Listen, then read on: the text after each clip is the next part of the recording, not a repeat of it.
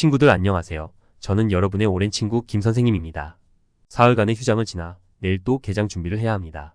우리는 현재 시세의 상태와 현재 시장 전체에 영향을 미치는 몇 가지 주요 요인에 대해 이야기하겠습니다. 제가 마인드맵을 하나 만들었습니다. 여기엔 현재 전체 주식시장에 영향을 미치는 모든 주요 데이터와 사건들이 포함되어 있습니다. 오늘 밤 여러분께 가장 큰 영향을 미치는 일들을 자세히 설명해 드리겠습니다.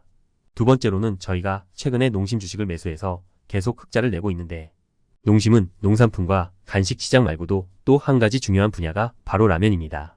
라면 이 분야에서는 현재 세 회사가 경쟁하고 있는데, 특히 해외 시장에서의 경쟁은 매우 빠르게 확장되고 있습니다. 오늘 저희는 이 세 회사에 대해 더 폭넓게 이야기해 보고자 합니다. 세 번째는 현재 우리가 하고 있는 투자, 거래에 대해 저는 많은 친구들이 거래 개념에서 여전히 개선의 여지가 있다고 생각하기 때문에 오늘 투자 아이디어에 대해 투자 방법과 거래 신호에 대해 다시 이야기하겠습니다. 그럼 지금부터 시작하겠습니다. 그러면 일단 최근 전체 시장 상황에 영향을 미치는 요인에 대해서 말씀드리자면, 저는 개인적으로 그것을 이렇게 몇 가지 방향을 나누었습니다. 여러분 이 마인드맵을 함께 보시죠. 두 번째는 세계 시장의 일부 영향입니다.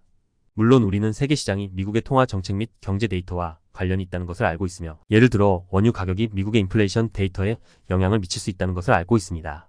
그렇다면 세 번째는 국제적으로 지정학적 리스크인데, 특히 최근에 저희가 볼 때 적어도 두 지역에서 심각한 전쟁이 벌어지고 있는데, 하나는 러시아와 우크라이나 전쟁이고 다른 하나는 이스라엘과 팔레스타인 전쟁입니다. 이 두 전쟁 모두 원유 가격에 더 큰 영향을 미쳤습니다. 또한 기관과 개인 투자자에게 영향을 미치는 요인은 주로 한국 국내에 비교적 큰 영향을 미칠 수 있습니다. 첫 번째는 한국의 거시경제 측면에서 우리의 통화정책과 경제수치에 관한 것이고, 두 번째는 우리의 지정학적 리스크에 관한 것입니다. 예를 들어 얼마 전에 북한이 러시아에 무기를 보냈고, 우리는 여기에서 북한이 러시아-우크라이나 전쟁에 간접적으로 참여했다는 것을 알고 있습니다. 그렇다면 이것은 우리에게 어떤 영향을 미칠까요? 그리고 미국, 일본과의 군사협력은 어떤 영향을 미칠 수 있습니까? 그리고 얼마 전 우리는 8월에 중국이 6년간의 금지령을 끝내는 것을 보았습니다. 이 금지령은 한국 단체 관광에 관한 것입니다. 이 금지령이 종료된 이후 시장이 예상하는 성장 시기에 한국의 화장품 산업은 이미 상승하기 시작했습니다. 그래서 이것도 매우 중요한 요소입니다. 그 외에도 오늘 우리가 이야기한 몇 개의 주식은 유럽, 미국, 중국, 일본의 큰 시장을 가지고 있습니다. 이러한 시장에서 그들은 지속적으로 확장되고 있습니다. 이것은 자연스럽게 그들의 주가에도 영향을 미쳤습니다.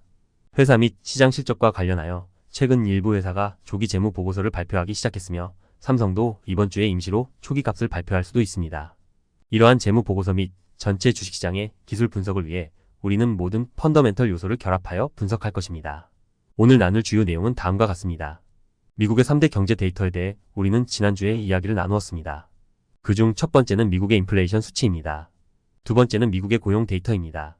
세 번째는 미국의 GDP 수치입니다. 이 세 가지 데이터는 각각 다른 각도에서 미국 중앙은행의 통화 정책을 위해 데이터를 제공합니다. 먼저 지난주 금요일에 발표된 미국의 비농업 고용 데이터에 대해 말씀드리면, 이는 예상보다 훨씬 높은 수치로 실제로 취업자 수는 336명 증가했는데 시장 예측치는 17만 명에 불과했었습니다.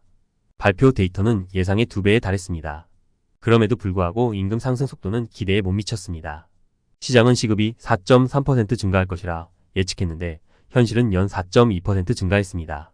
이번 달 비율을 보면 시장은 0.3% 증가할 것이라 예측했는데 사실은 지난달에 비해 0.2% 증가했습니다. 또한 이번 수치는 지난 몇 달 동안의 데이터가 상향 수정되었음을 나타내며, 이는 이번 달을 제외하고 지난 몇 달 동안의 고용 상황이 매우 양호하다는 것을 의미합니다. 그래서 이것은 미연준이 더 오랫동안 높은 금리를 유지하게 합니다. 그러나 왜 이 수치가 상향 조정되었는지, 그리고 이번 급여 수치가 왜 기대에 미치지 못했는지에 대해서 저는 이 안에 의도적인 요소가 있을 수 있다고 생각합니다. 앞서 미국의 통화 정책에 대해 얘기했는데, 미국은 지금 인플레이션 때문에 금리를 올리는 게 아니라 금리 인상을 위해 높은 인플레이션을 만들고 있는 겁니다. 육아 측면에서 지정학적 위기를 만들기도 하고, 여기엔 이번의 데이터 상향 조정도 포함됩니다. 비농업 고용 데이터에는 조작 가능한 큰 공간이 존재하는데, 이것은 매번 통일된 데이터 통계 방법을 기반으로 하는 것은 아닙니다. 만약 기업이 보고한 데이터를 집계한 경우라면 수치값은 비교적 높은 편에 속하지만, 사회에서 직접 집계한 경우라면 수치값은 비교적 낮은 편에 속할 것입니다. 그래서 미국은 매번 자신의 정책 성향에 따라 이 수치를 어느 방향에서 집계할 것인지를 선택했습니다. 예를 들어 이번에 이것은 회사에서 보고한 데이터에서 얻은 최종 발표 값입니다. 그리고 우리는 지난주에 발표된 ADP 고용 데이터, 즉 민간 기업이 발표한 데이터를 알고 있는데, 이들은 그 주의 미국 빈농업 고용 데이터를 예측하기 위해 매번 같은 방식과 계산 방법을 사용했습니다. 이렇게 하면 그것은 우리에게 더 안정적인 예측치를 줄 것입니다. 그런 의미에서 이번 빈농업 고용 수치 상승은 미국이 의도적으로 만들어낸 신호라고 볼 수 있습니다. 이 신호는 미국의 고금리에 현실적인 기반이 있음을 보여줍니다. 따라서 우리는 미국의 추가 금리 인상 의지가 크다고 볼 수 있습니다. 미국은 올해 말까지인 11월이나 12월에 금리를 한 번 더 올릴 가능성이 높습니다. 이어 내년에도 당분간 높은 금리를 유지할 것으로 보입니다. 이번 주 수요일 저녁에 미국의 PPI, 즉 생산자 물가 지수가 발표될 것입니다. 목요일 저녁에 CPI, 즉 소비자 물가 지수가 발표될 것입니다. 시장은 현재 CPI의 연간 성장률이 전년 대비 3.6% 증가할 것으로 예상하지만 이전 값은 3.7%입니다. 기대치가 약하고 주식시장이 호재를 보이는 부분은 조작이 더 어렵지만 미연준은 2% 인플레이션 목표를 위해 금리를 계속 올리겠다며 의도적으로 데이터의 호재를 무시할 수 있습니다. 이 밖에 수요일 저녁인 목요일 오전 3시에 미연준의 통화정책회의록이 발표됩니다. 이 회의록은 주식시장의 악재가 될 것으로 예상되는 새로운 해석을 가져올 수도 있습니다. 미국의 몇 가지는 당분간 악재가 될 수 있지만 금요일 미국 주식시장의 실적을 보면 이런 내용에 익숙해진 것 같습니다. 그래서 결국 처음에 낮게 개장해 높아질 수 있습니다. 국내 경제 데이터에 관해서는 금요일에 실업률이 발표될 것이며 이전 수치는 2.4%였습니다. 1년부터 지금까지 2년 동안 실업률은 계속 낮아졌습니다. 지금이 바로 역사적으로 성과가 가장 좋은 시기입니다. 우리나라 주식시장의 경우 이러한 경제 데이터는 상대적으로 유리합니다. 우리 경제가 강세를 유지해야 주식시장과 회사 실적이 안정적으로 유지될 수 있습니다. 이것은 또한 미국의 높은 금리로 인한 위험을 견딜 수 있게 해줍니다. 우리는 많은 국가의 경제가 현재 좋지 않다고 보고 있으며 미국이 금리를 인상하면 해당 국가에서 자금이 빠져나가 주식시장에 심각한 악재를 초래할 것이라 봅니다. 그런데 비록 주식시장도 하락하고 있지만 그 중에서도 아직 장기적으로는 아주 온건한 상태를 유지할 수 있는 회사들이 있다는 것은 주가 상승을 뒷받침하는 핵심 요인이라고 알고 있습니다. 그 외에도 현재 전쟁의 위험과 원유 가격에 미치는 영향입니다. 현재 미국의 인플레이션 데이터에서 원유 가격의 상승은 큰 부분을 차지합니다. 지난주 팔레스타인과 이스라엘은 중동의 석유 생산과 운송에 영향을 주는 전쟁을 재개했습니다. 그래서 역사적으로 매번 전쟁이 날 때마다 원유 가격이 폭등했는데 이번에는 충돌이 계속 심화될 가능성이 높다 느껴져 일부 지역에서 공급이 중단될 수도 있다고 봅니다. 또 다른 하나는 국제사회가 개입하거나 제재할 수 있다는 것인데 이는 석유 공급망에도 영향을 미칠 수 있고 간접적으로 미연준의 정책에도 영향을 미칠 수 있습니다. 최근 사우디는 앞으로의 생산량 감축에 대해 연말 이후에는 증산에 나설 수도 있다고 밝혔으며 이는 주로 미국에게 단기적으로 한 약속입니다. 미국의 인플레이션 수준이 좀처럼 떨어지지 않는 가장 큰 이유 중 하나는 사우디가 연말까지 감산 기한을 연장해야 하기 때문인데 이는 결국 연말 전까지 유가가 쉽게 떨어지지 않을 것이라는 것을 의미합니다. 앞서 러시아-우크라이나 충돌은 원유 가격의 상승으로 이어졌는데 이는 러시아가 세계 3위의 산유 대국이기 때문입니다. 나머지 두 개 국가는 미국과 사우디입니다. 원래 사우디는 이스라엘과의 관계가 지속적으로 개선되고 있었는데 하마스와 이스라엘의 전쟁에서 사우디가 간접적으로 지지를 보내온 것이 유가에 영향을 미친 것으로 보입니다. 우린 이를 통해 러시아와 중동을 포함한 세계에서 가장 중요한 산유 지역이 이제 전쟁의 위협에 직면해 있음을 알 수 있습니다. 이에 따라 월요일의 장 초반에는 유가가 크게 올랐습니다. 이 상황은 당분간 지속될 것으로 예상되며 심지어 계속 업그레이드 될 수도 있습니다. 이는 주식시장에 분명히 유리하고 미국의 고금리 정책은 이 때문에 계속해서 이유를 찾을 수 있을 것입니다. 이것도 하나의 악재 요소입니다. 이러한 정보를 이해한 후 우리는 현재의 주식시장을 다시 살펴봐야 합니다. 주식시장은 개장 전후로 잠시 악재의 영향을 받을 수 있지만 결국 호전될 것입니다. 우리 경제 실적의 관점에서 볼 때 우리는 유럽과 아시아 다른 지역의 성장률을 훨씬 능가하고 주식시장 자체를 상승시킬 의향이 있지만 국제시장에 의해 발목이 잡혀 있습니다. 최근 KS 지수는 3주째 하락하고 있고 코스닥 지수는 심지어 5주째 하락하는 등 큰 폭으로 떨어지고 있습니다. 코스닥 지수의 7월 20일 고점은 956으로 하락폭이 15%가 넘으며 KS 지수는 2668로 하락폭이 이미 10% 이상이었습니다. 이러한 하락폭은 자연스럽게 반등 수요가 있을 것입니다. 우리의 현재 시장은 2021년 시장과 다릅니다. 2021년 7월부터 2022년 9월까지 시장의 하락은 미국 금리 인상의 직접적인 결과였습니다. 그 전까지 한국과 미국 모두 주식시장이 하락할 것이라고 아무도 예측하지 못했습니다. 왜냐하면 모두 이미 장기적인 호황 시장에 익숙해져 있기 때문입니다. 그래서 막상 금리를 올리고 시장의 기대를 다 끌어내려야 하는 때가 됐을 때 이미 많은 사람들이 주식을 다 팔아버렸습니다. 하지만 올해 들어 코스피 지수를 보면 전혀 큰 상승을 보이지 않았는데 그 이유는 올해 상승세가 한 번의 반등일 뿐이라는 것을 많은 분들이 알고 있기 때문입니다. 장기적인 이점이 될 수도 없고 장기적으로 계속 최고치를 돌파할 수 있는 환경도 아니었습니다. 그래서 이런 상황에서 주식시장은 큰 상승폭을 보이지 않았습니다. 따라서 많은 악재가 미리 제거되었으므로 이제 시장은 상승세로 전환하기 시작했을 겁니다. 지난주 금요일 코스닥 지수는 이미 2% 가까이 올랐는데 코스피 지수도 상승세를 보였습니다. 또한 미국 주식도 연동되어 금요일 밤 미국 주식이 비농업 고용 데이터를 발표한 후 이것은 분명한 큰 악재였지만 미국 주식도 소폭 상승하긴 했습니다. 만약 이번 전쟁의 위험이 없었다면 우리는 심지어 화요일의 추세가 반드시 높게 시작될 것이라고 생각했을 겁니다. 그러나 이러한 위험에도 불구하고 우리는 여전히 가격이 한 차례 더 오를 수 있다고 생각합니다. 그래서 저는 이번 시장의 반등에 대해 걱정하지 않습니다. 현재 많은 회사의 실적이 모두 좋아지고 있으며 우리나라의 경제도 지속적으로 좋아지고 있습니다. 실업률은 2.4%로 전 세계에서 가장 낮은 수준이며 주식시장은 반등할 수 있는 가치 기반을 갖추고 있습니다. 시장이 가장 심하게 하락하는 때는 지났고 지금은 주식시장이 상승하기 시작할 시기입니다. 개별 주식 방면에서 오늘 우리는 라면 산업에 대해 중점적으로 이야기합시다. 라면 업계에는 세계의 대기업이 해외 진출 속도가 매우 빠릅니다. 그중 하나는 우리가 이미 주식을 매입한 농심입니다. 매입 후 매일 오르고 있고 여러분도 연이은 흑자를 얻고 있을 겁니다. 많은 친구들이 관심을 가지고 언제 이 주식을 팔아야 하는지 자주 물어보지만 저는 서두를 필요 없이 우선 어느 정도의 기간 동안은 이윤을 낼 수 있게 해줘야 한다 생각합니다. 지난주 주봉을 살펴보면 전체 주식시장의 마감은 여전히 안정적입니다. 앞서 8월 6일 주봉을 결합해보면 이것은 장기적으로 상승하는 경향이 있습니다. 그래서 우리는 계속 보유할 수 있고 위의 관심 목표는 15년 만에 가장 높은 수치입니다. 저는 오늘도 다른 두 개의 주식에 대해 언급하려고 하는데 하나는 삼양식품이고 다른 하나는 오뚜기입니다. 삼양식품의 중요 제품은 불닭볶음면으로 작년과 올해 실적 모두 크게 성장했습니다. 예를 들어 2021년 매출이 420억 원인데 2020년은 485억 원으로 2021년 실적이 2020년을 조금 밑돌고 있었습니다. 그런데 유튜브를 많이 보시면 한국 유튜버들이 생방송에서 라면을 먹는 것이 해외에서 굉장히 인기가 많아서 특히 불닭볶음면은 매운 맛이기 때문에 해외에서 굉장히 많이 팔리고 있습니다. 다시 비교해보니 삼양식품의 올해 매출액은 742억 원으로 예상되며 작년보다 10% 이상 증가할 것으로 예상됩니다. 그러나 그중 가장 기여도가 큰 것은 해외 시장으로 지난해 같은 기간보다 18% 성장했습니다. 이익은 전년 대비 44% 증가한 306억 원으로 전망됩니다. 영업이익률은 12%로 다른 두 회사, 즉 농심과 오뚜기보다 2배나 많습니다. 왜냐하면 다른 두 회사 모두 6% 정도이기 때문입니다. 그러면 여기서 가장 큰 기여를 한 게 불닭볶음면인데 그 이유는 매출의 67%가 해외에서 나오기 때문입니다. 이에 비해 농심의 해외 매출 비중은 38%로 주로 신라면 덕분이며 오뚜기의 해외 매출 비중은 9%로 오뚜기의 현재 시장은 주로 국내입니다. 그래서 삼양식품의 주식은 현재 여러 수치가 다 좋은 편이고 주가도 확실히 많이 올랐습니다. 8월에 큰 상승이 있었고 큰 상승은 월봉에서 사상 최고치를 직접 돌파했으며 매우 강력한 추세를 보였습니다. 우리는 일반적으로 이러한 큰 상승이 전체 회사의 실적 발전과 맞물려 일반적으로 대주주를 위해 보유 주식을 줄이지는 않을 것이라고 생각합니다. 자세히 분석해보니 대주주 지분이 줄어들 조짐은 없는 게 사실입니다. 따라서 회사의 발전 속도가 매우 빠르다는 점을 고려할 때 이 주식은 앞으로 계속 크게 상승할 수 있습니다. 그에 비해 우리가 가지고 있는 이 농심 주식도 실적이 나쁘지 않습니다.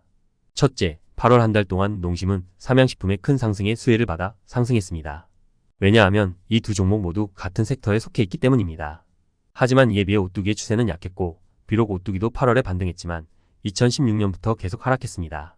데이터에 따르면 오뚜기 회사가 실제로 좋은 성과를 거두었고 그 실적은 주로 국내에서 반영되었으며 EPS는 사실상 최근 몇 년 동안 계속 증가하고 있습니다.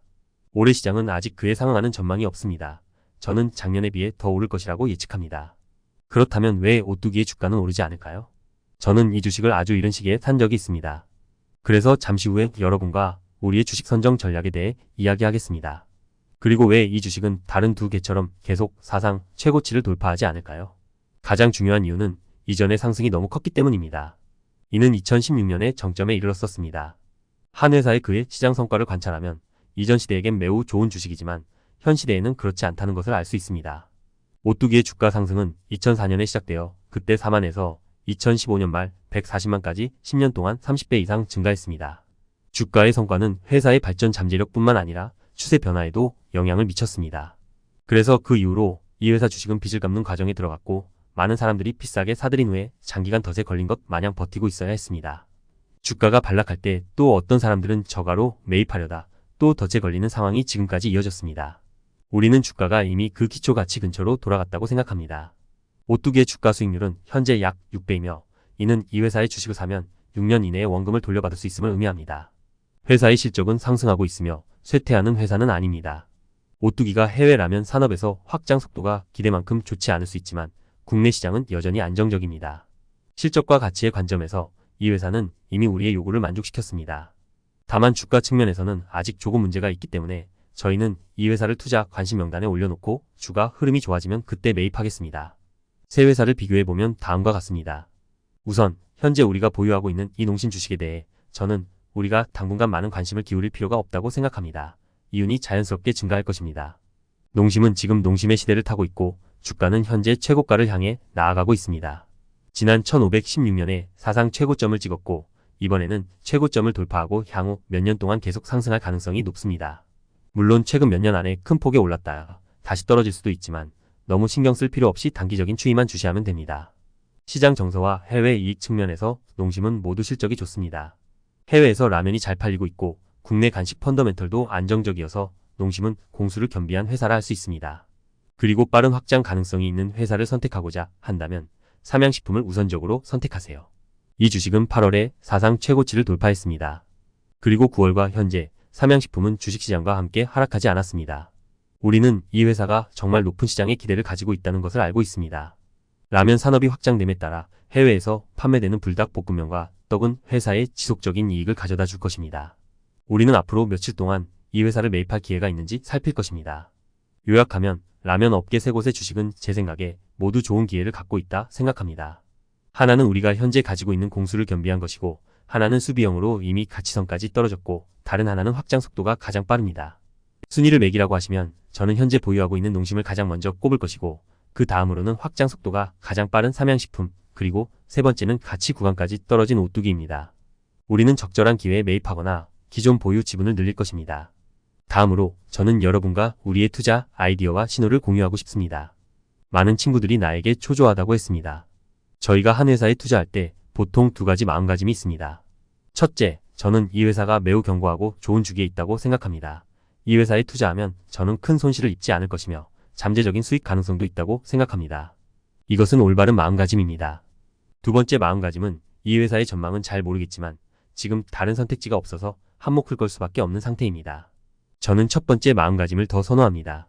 만약 제가 두 번째 마음가짐을 가졌다면 저는 차라리 주식을 팔고 나서 냉정하게 저의 이전 결정이 옳은지 아닌지를 평가할 것입니다. 그렇다면 이런 상황에서 주식을 팔고 다시 살 생각이 없다면 이는 올바른 결정을 내렸다고 볼 수 있습니다.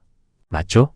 만약 당신이 주식을 판 후에 즉시 다시 매수하기 원한다면 그것은 당신이 계속 그 주식을 가지고 있는 것이 옳다는 뜻입니다. 불안은 종종 불확실성에서 비롯되는데 예를 들어 돈을 벌 수 있을지 확신할 수 없지만 단기 수익에 대한 압력을 스스로 설정하면 불안감을 느끼게 됩니다. 만약 그 회사를 진정으로 이해하고 신뢰하며 충분한 안정감을 가지고 있다면 불안하지 않을 것입니다.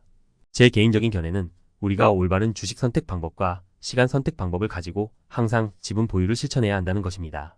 지난주 우리는 주식 선택의 전략을 배웠습니다. 이 전략엔 주식을 선택하는 4가지 요소를 포함되어 있습니다. 첫째, 주식 가치 공식. 주식 가격, 기초 가치, 장기 성장, 센티먼트 주기. 이 공식의 수요와 공급의 관계에 대한 요소를 추가해야 합니다. 이는 주가에 직접적인 영향을 미치는 핵심으로 주식 가격, 기초 가치, 장기 성장, 센티먼트 주기 수급 관계 변화입니다. 수급 관계에서는 기관 및 대주주의 주가 조작, 호재 또는 악재 정보 조작과 같은 세부 사항도 포함됩니다. 시중 자금이 넉넉한지 여부도 있는데 예를 들어 외국인 투자자가 18거래일 연속 한국 주식시장에서 자금을 빼면 자금이 줄고 시장 수요가 감소해 전반적인 시장 하락을 초래하게 됩니다. 이게 다 수급관계의 일부이고 저도 수급관계에 대한 이해를 바탕으로 정확하게 예측해서 돈을 벌었습니다. 앞으로 한동안 저는 여러분께 그 핵심 세부 사항을 지속적으로 설명하겠습니다. 우리의 주식 선정에 관한 4대 요소는 각각 다음과 같습니다. 1. 주가 추세 실적. 2. 장기 실적의 증가. 3. 시가총액의 크기와 산업지위. 4. 최근의 자금 흐름. 이것들은 공동으로 우리의 주식 선택의 논리적 기초를 형성했습니다. 많은 사람들의 불안의 본질은 이 몇 가지 요소를 충분히 고려하지 않았거나 이미 판단했지만 용기가 부족하다는 것입니다. 실제 조작 시 이러한 요소를 고려해야 하며 그러면 약세장에서도 여전히 많은 기회가 있음을 알 수 있게 됩니다. 지난주 국내 주식형 펀드 전체는 마이너스 2.82%의 수익률을 기록했습니다. 중소 주식펀드의 수익률이 마이너스 3%로 가장 나쁩니다. KS200 지수펀드도 2.45% 하락했습니다. 배당 주펀드는 2% 하락했습니다. 이런 환경에서 우리는 어떻게 돈을 벌 수 있을까요? 우리는 이 틀을 벗어나야 합니다. 우리는 전체 주식시장이 지금 오르든 내리든 상관하지 않아도 됩니다. 왜일까요? 왜냐하며 주식시장이 하락할 때도 여전히 사상 최고치를 경신하는 종목이 있기 때문입니다. 우리는 이 회사가 무엇을 잘했는지를 알아봐야 하는 겁니다. 그 후 이를 우리의 4가지 주식 선택 요소에 도입합니다. 그럼 강세장이든 약세장이든 어떤 종목은 항상 좋은 성과를 낸다는 것을 알게 될 것입니다. 이런 주식만 계속 찾으면 역행하는 추세 속에서도 돈을 벌 수 있습니다. 약세장에서 어떻게 계속 이익을 봅니까? 이유는 강세장보다 못할 수 있지만 우리에게 든든한 느낌을 줄 수 있습니다. 우리의 안정감은 회사에 대한 이해와 주가에 대한 통제에서 비롯됩니다. 통제할 수 없으면 우리는 초조함을 느끼게 됩니다. 여러분께 자신의 주식이 이 4가지 주식 선택 요소에 부합하는지 평가해보는 것을 추천드립니다. 선택한 후에는 시간 선택 단계로 진입합니다. 실제로 시간 선택 전략은 주식 선택의 추세 요소와 연결되어 있습니다. 거래에서 2가지의 선호를 너무 구별할 필요가 없습니다. 먼저 가격 돌파를 볼 수 있고 동시에 시장 추세가 좋다고 판단하여 다른 요소가 선택 조건에 부합하는지 확인할 수도 있습니다. 오뚜기 7310을 예로 들어보면 저는 2012년에 이 주식을 샀는데 당시 주가는 오늘날의 삼양식품과 비슷한 수준으로 월봉 기준 사상 최고치를 돌파했습니다. 이것은 5년간의 유동치는 구간의 돌파구를 겨냥한 것이며 동시에 당시 우리의 주식 선정의 4가지 요소를 결합하면 다음과 같습니다. 당시 국내 시장에서 회사의 발전은 정점에 있었고 실적도 계속 상승하고 있었습니다. 2000년대만 해도 돌파가 있었지만 당시 저는 삼성, LG와 같은 기술 회사를 더 선호했었습니다. 기술적인 측면에서 저는 2012년 5월 주가가 사상 최고치를 돌파한 것을 처음 알아차렸으나 이후 다시 다소 반락했습니다. 이러한 상황은 저를 이 돌파구를 관망하게 만들었지만 정서적으로는 이미 매우 긍정적이었습니다. 7년부터 12년까지 5년 동안 매번 소폭의 돌파가 횡보 흐름을 제대로 깨지 못했기 때문입니다. 하지만 8월 들어 주가가 본격적으로 상승하기 시작했습니다. 이는 이전의 주가 돌파가 일종의 탐색에 불과했다는 것을 의미합니다. 시장이 큰 하락은 없을 것이라고 판단되자 기관과 외국인은 과감하게 매수하기 시작했습니다. 그래서 저도 따라서 매수했습니다. 이 주식은 다음 1년 동안 계속 올랐고 최고일 때는 2배 이상 올랐습니다. 그 후 일정 기간 동안 올랐다가 하향 조정이 된 이후 주가는 다시 상승하여 2015년 8월에 146만으로 정점을 찍었습니다. 그래서 그 흐름은 우리가 오늘 본 삼양식품과 아주 비슷합니다. 이 주식은 현재 비록 강세장 환경이 아닌 약세장 환경이지만 지속적인 상승세를 보이고 있기 때문입니다. 삼양식품은 심지어 시장이 크게 하락할 때 사상 최고치를 돌파할 수 있습니다. 만약 이것이 강세장이라면 우리는 쉽게 사들여 큰 돈을 벌 수 있을 것입니다. 이제 우리는 새로운 신호를 기다려야 합니다. 그래서 우리가 주식을 완전히 이해하지 못하는 상황에서 어떻게 하면 주식이 하락할 때 돈을 벌 수 있을까요?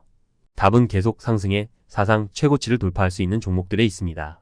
신호를 본 후 그것이 우리의 주식 선정의 4가지 요소에 부합하는지 확인하세요. 여러분께서 이 방법을 많이 사용해 주셨으면 좋겠습니다. 오늘의 내용을 정리해 보겠습니다. 우리는 주말에 발생한 일들, 특히 미국의 고용 데이터와 이스라엘-팔레스타인 전쟁, 그리고 그것이 주식시장에 미치는 영향을 공유했습니다. 우리는 또한 미국의 CPI 데이터와 우리나라의 실업률 성과에 주목해야 함을 이야기했습니다. 현재 우리나라 경제는 전 세계에서 독보적인 성과를 보이고 있으며 이는 우리 주식시장의 회복에 저력을 더해주고 있습니다. 우리는 라면 업계의 3대 기업에 대해 상세한 분석을 진행했습니다. 그중 하나는 우리가 보유하고 있는 농심이며 또 가장 빠르게 발전하고 있는 삼양식품, 그리고 국내 시장에서 좋은 성과를 내고 있는 오뚜기입니다. 우리는 이 세 종목의 구체적인 상황을 깊이 있게 파악하고 다음에 나타날 수 있는 기회를 예견했습니다. 비록 현재 시장이 약세장에 있지만 우리는 여전히 좋은 투자 기회가 있을 것이라고 생각합니다. 여러분이 우리의 주식 선택 전략의 4가지 요소를 엄격히 준수하고 우리가 사용하는 돌파 거래 전략을 포함하여 시간 선택 전략을 추가하기만 하면 제가 앞으로도 더 많은 내용을 공유하겠습니다. 이러한 전략을 사용하면 모두가 주식에 대해 충분한 안정감을 가질 수 있을 겁니다. 이렇게 하면 약세장에서도 여러분은 상당한 투자 수익을 얻을 수 있을 겁니다. 오늘 저녁에 미국 주식이 개장할 것입니다. 저는 여러분을 위해 지속적으로 시세 추이를 주시하고 내일 아침 한국 주식시장이 개장하기 전에 여러분에게 시세 예측치를 제공할 것입니다. 개인적으로는 이번 주에 우리 지수가 반등할 것으로 예상합니다. 저희가 이번 주에 더 많은 수익을 냈으면 좋겠습니다. 그럼 내일 뵙겠습니다.